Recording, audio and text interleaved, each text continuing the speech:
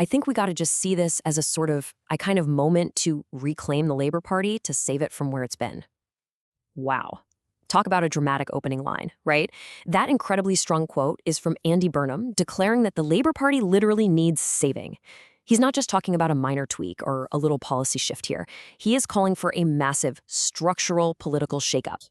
Welcome, everyone. Today, in this explainer, we're unpacking the absolute ultimate question looming over British politics right now amidst a total whirlwind of internal party drama. And that question is simply, who is actually going to lead the UK?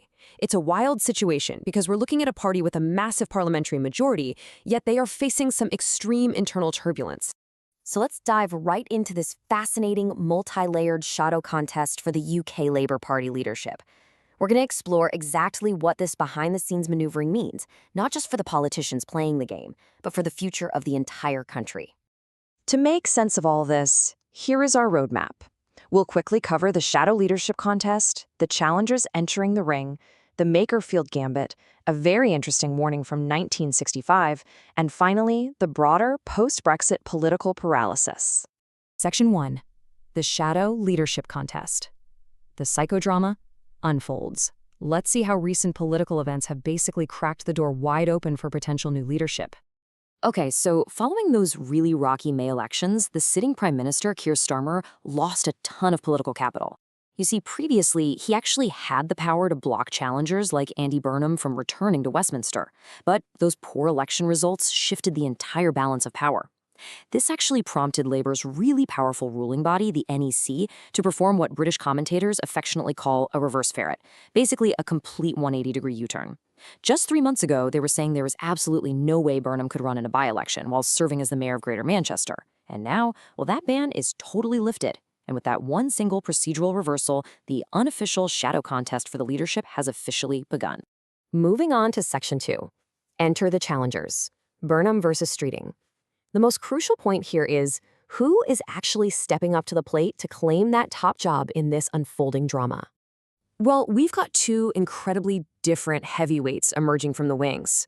First up is Andy Burnham. He's really leaned into his nickname as the King of the North. Observers often call him a vibes politician. He relies heavily on emotional connection, speaking directly to voters' frustrations.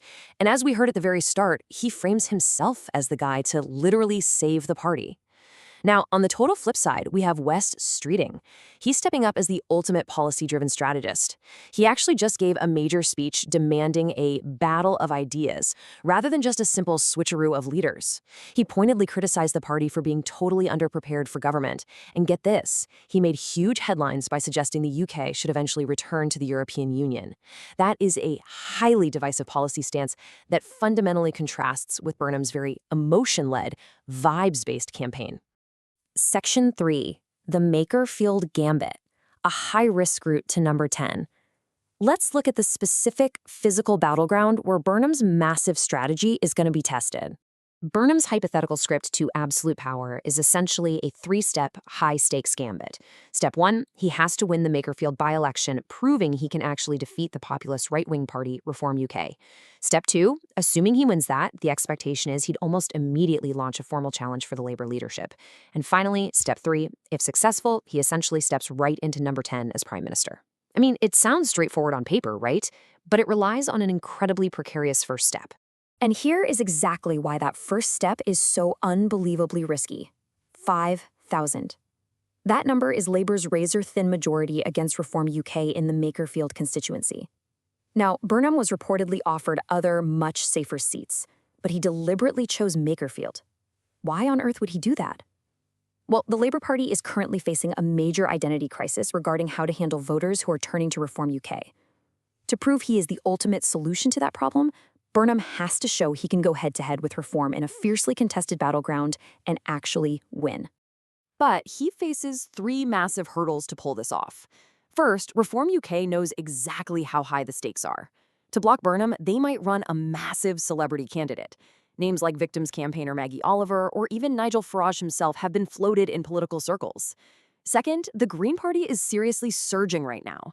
While some folks are suggesting the Greens should step aside just to stop Reform UK, their recent victories indicate they might fight really hard, which could potentially split Burnham's vote. And finally, there's a massive personal wrinkle for Burnham here. While he doesn't have to step down as mayor of Greater Manchester just to run in the by-election, if he actually wins, he must give up his very powerful, highly funded mayoral empire. It is literally an all-or-nothing roll of the dice. Section 4. A warning from 1965. History repeats itself? To really understand the immense risk of imposing a national candidate onto local voters just to execute a master plan, we need to look backward for a second. Let's trace this historical timeline. Back in 1965, Labor Prime Minister Harold Wilson desperately wanted his Foreign Secretary, Patrick Gordon Walker, to have a seat in Parliament. So the party machinery essentially forced the local candidate in Leighton to step down to make way for him. Does that sound familiar? While local voters deeply resented having this outsider foisted upon them. And the result? The imposed candidate completely lost the by-election, which sent absolute shockwaves through the government. Just listen to the words of a 78-year-old Leighton voter from that time. They said, "I didn't approve of the way that Mr. Gordon Walker was rather foisted on us. We just resented him coming in, really." That quote brilliantly illustrates the timeless British resentment toward politicians taking them for granted. Voters absolutely do not like being told what to do, and Andy Burnham is fiercely trying to avoid this exact fate in Makerfield right now. He's already out canvassing, heavily emphasizing his local roots, telling reporters his kids went to school just down the road, and that he truly knows how the locals feel. He absolutely must bypass this outsider curse to make his big gambit work. Section 5. Post-Brexit political paralysis. The bigger picture. So how does all of this intense, highly localized maneuvering actually impact the entire country? While this shadow contest rages in the background, vital, urgent national decisions are just sitting there, entirely stalled on the Prime Minister's desk. We're talking about absolutely critical funding for military equipment. We're talking about implementing complex social media bans that are urgently needed to protect children from online exploitation and harm. And behind the scenes, there is a very serious constitutional issue happening. The impartial civil service naturally slows down during leadership uncertainty. If officials think a minister might be gone in 6 weeks, deeply important systemic work just grinds to an absolute halt. So this internal psychodrama creates very real-world paralysis. Commentators in our source material suggest that this constant revolving door of leadership, this feeling that literally every politician is having a turn at being prime minister, is a core symptom of post-Brexit Britain. Regardless of which side of the Brexit debate you are on, the reality is that it acted as a giant reset for the nation's institutions.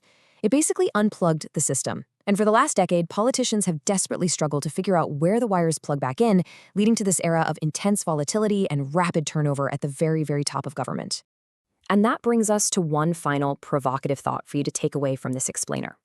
As we watch political heavyweights risk their entire careers in local by-elections, and we see the actual machinery of government slow down amidst all this drama, we really have to ask ourselves, is the UK system of government fundamentally broken post-Brexit, or are we simply watching the painful, necessary gears of a historical reset finally settling into place?